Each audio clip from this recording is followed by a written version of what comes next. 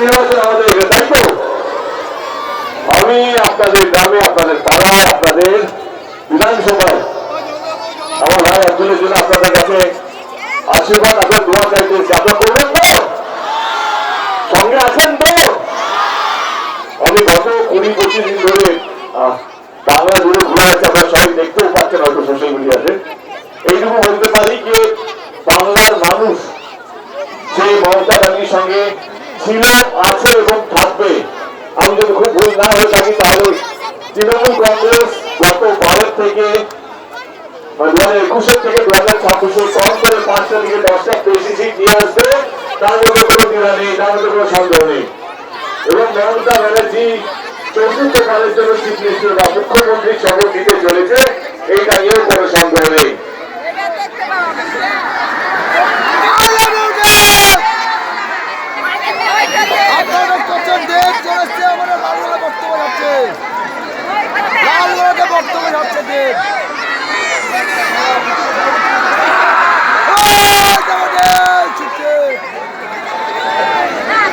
আমাদের বাড়তি দেব চলে এসছে আমাদের লালগোলাতে, দেখতে পাচ্ছেন বরণ করছে দেবকে, দেখতে পাচ্ছেন আমাদের দেবকে।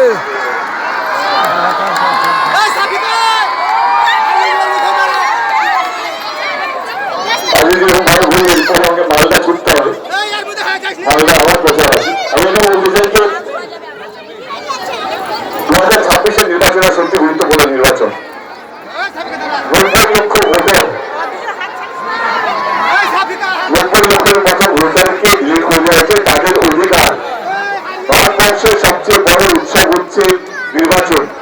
সেই নির্বাচনে 90 লক্ষ মানুষ অংশগ্রহণ করতে পারবে না এসআইয়ের জন্য, যেটার জন্য দুর্গার সবকিছু অস্ত্র ইউজ করে নিয়েছে।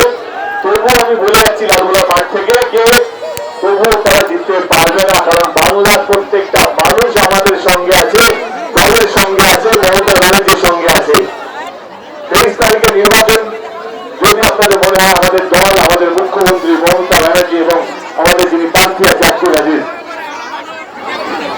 আপনাদের হয়ে কাজ করতে পেরেছে এবং আগামী দিন পারবে, তাহলে 23 তারিখে ইভিএম মেশিনের 2 নম্বর বাটন টিপে, আমার বলছি 23 তারিখে ইভিএম মেশিনের 2 নম্বর বাটন টিপে আমার এই ভাইটিকে বিপুল ভোটে জয়যুক্ত করবেন।